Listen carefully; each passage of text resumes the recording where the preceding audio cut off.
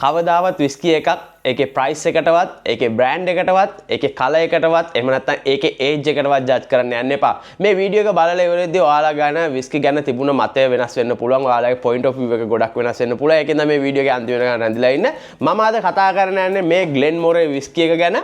ඔයාලට පේනවා මේ Glenmorangie විස්කි එක ගැන කතා කරන්නනේ. මේක තෝරගන්න මම විශේෂ හේතුවක් තියෙනවා. ඔයාලා අහලා ඇති NAS විස්කි. NAS විස්කි කියලා කියන්නේ no age statement. මේ no age statement කියන විස්කි මේ විස්කි ඉන්ඩස්ට්‍රි එකේ ලොකු පුනරෝධයක් එහෙම නැත්නම් ලොකු වෙනසක් කරපු විස්කි එකක්. මේ වීඩියෝ එකේ අන්තිම වෙද්දී මම දන්නවා ඔයාලගේ විස්කි ගැන තිබුණ අවබෝධය වෙනස් වෙනවා කියලා. අපි එනම් වැඩි කතා නැතුව වීඩියෝ එකට යමු. Cheers.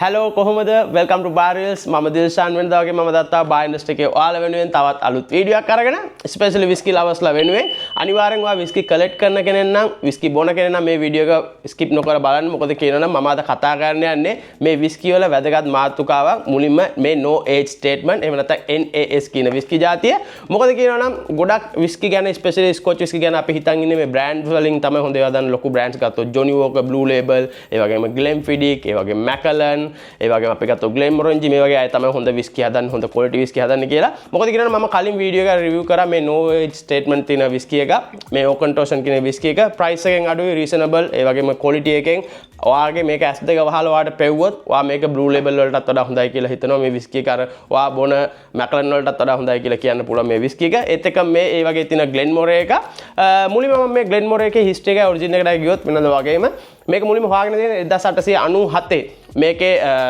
ෆවුන්ඩර්ගේ නම තමයි ඇවිල්ලා රොබර්ට් ත්‍රෝන්ස් ඇන්ඩ් සන්ස් මේ දෙන්න තමයි හොයාගෙන තියෙන්නේ. ඇත්තටම කියනවා මේක 1897 හොයාගත්තට මේක මුලින්ම කියලා තියෙන ෆස්ට් ඔපරේෂන් වෙලා තියෙන්නේ වෙස්ට් බ්‍රූවරි එකේ එස්ටැබ්ලිෂ් ඉන් 1828 කියලා තියෙන්නේ. ඒ වුණාට මේක හරියට මෙයාලා නේම් කරලා තියෙන්නේ 1897 තමයි මේ Glenmorangie කියන එක.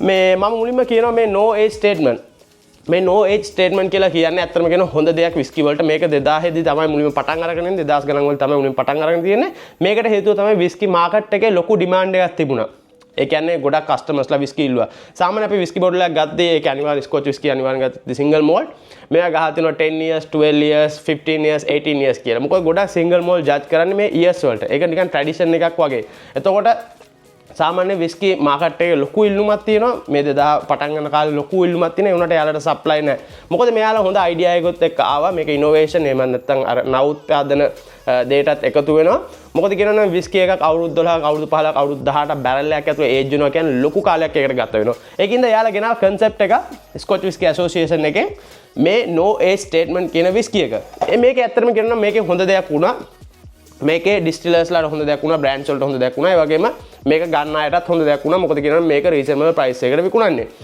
මේකේ පළවෙනි හේතුව තමයි මෙයාලා allow කරා මේ විස්කි බ්ලෙන්ඩ් කරන්න විස්කි බ්ලෙන්ඩ් කරන්න කියන්නේ සාමාන්‍ය අනිවාර්යෙන් ඔයාලා දන්න ස්කොච් විස්කි එක සිංගල් මෝල්ට් එකක් අනිවාර්යෙන් අවුරුදු 3ක් මිනිමම් ඒජ් වෙන්න ඕනේ ඒ වුණාට මේකේ කිසිම ඒජ් ස්ටේට්මන්ට් එකක් ගහලා නැහැ. උනාට මේක ඇතුලේ තියෙන්න පුළුවන් අවුරුදු 3ක් ඒජ් වෙච්ච ඒවා, අවුරුදු 6ක් ඒජ් වෙච්ච ඒවා, ඒ වගේම අවුරුදු 9ක් ඒජ් වෙච්ච ඒවා 12 15 එහෙම තියෙන්න පුළුවන්. මොකද කියනවනම් සිංගල් මෝල්ට් මම ඔයාලට කලර් එකෙන් ජජ් කරන්න එපා කියලා කිව්වේ.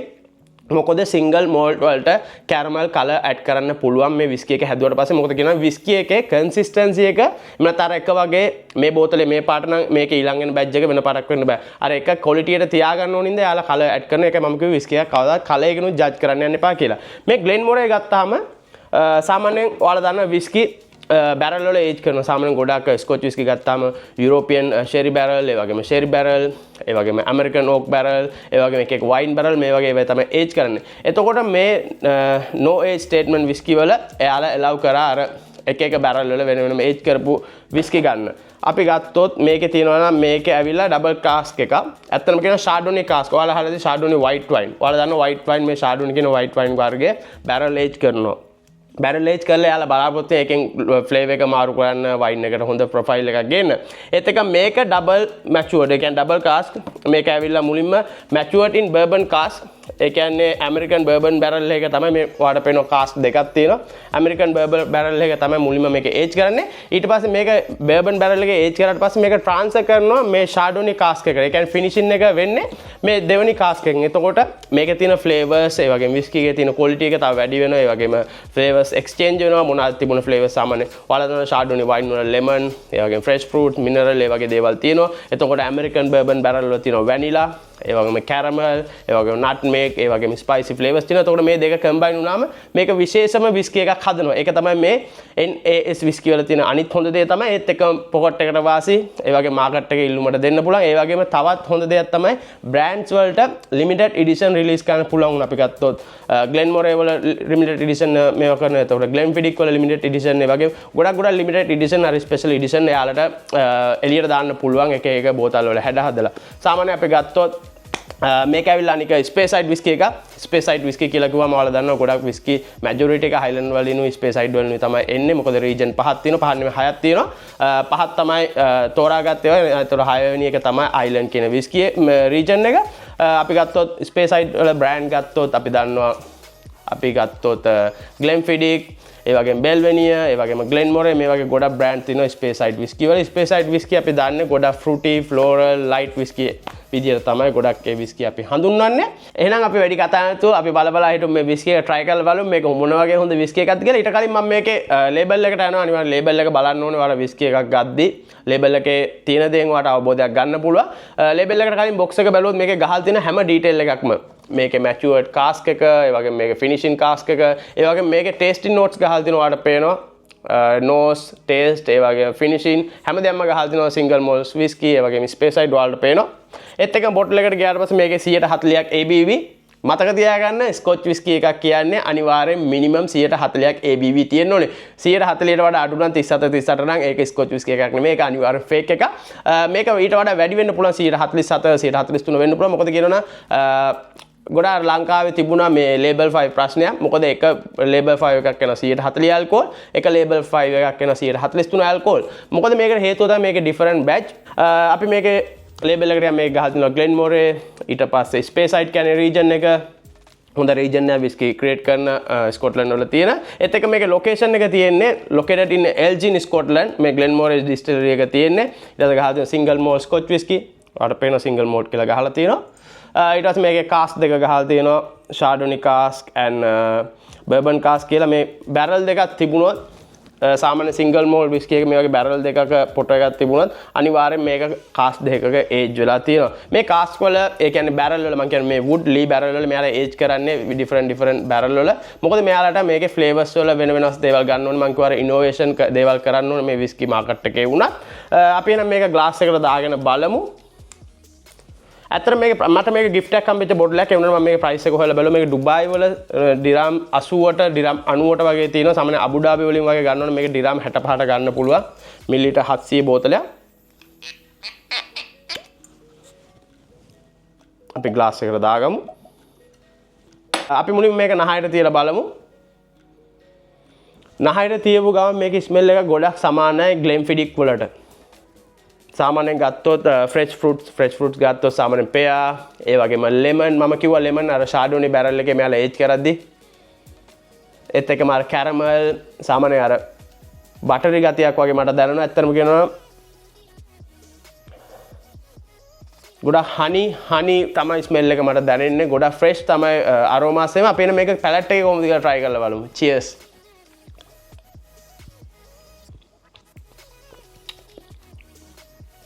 වතුර වගේ සුපිරි. ගොඩක් මට ඇපල් රහ ගොඩක් යනවා. ඒ කියන්නේ green apple රහ. ඒ වගේම ගොඩක් fresh whiskey එක. ඒ කියන්නේ ගොඩක් age වෙච්ච අර ගොඩක් අර කහට ගතියෙම සාමාන්‍යයෙන් බැරල් එක ගොඩක් කාලයක් age වෙද්දි අර වාගේ මෙතන විදුරු මහේ අර කහට ගතියක් වාට දැනෙනවා. ඒ වගේ dry වෙලා යන ගතියක් නැහැ. ගොඩක් fresh whiskey එක. අපි try කරලා බලමු. සාමාන්‍ය whiskey try කරද්දි මම හැම වෙලෙම කියනවා ඔයාලට මේ වගේ පොඩි glass එකක් තියාගෙන ඔයා මේක නීට් try කරන අනිවාර්යෙන් whiskey කියන දේ. whiskey සැරයි සාමාන්‍යයෙන් අර එක උගුරට මෙහෙම බොද්දී එහෙම නෙමෙයි අපි බොන්න ඕනේ. මේ මම බොන විදිහට බොන්න අනිවාර්යෙන්. ඔයාට මේකේ feeling එක තේරෙනවා මේ විදිහට try කරන whiskey බෝතලයක් ගත්තා. මේ වගේ glass එකක් හරි rock glass එකක් හරි ගත්තා. මේ try කරා. අනික මේ වගේ single malt scotch whiskey වලට කවදාවත් ජීවිතේට Coca-Cola, soft drinks මේ වගේ දේවල් add කරන්න එපා. maximum වතුර බිංදු 2 3ක් දාලා නැත්නම් ice කැටයක් හරි දාලා නැත්නම් මේ වගේ නීට්ම try කරන්න බලන්න. ඒක වාගේ ඇඟටත් හොඳයි.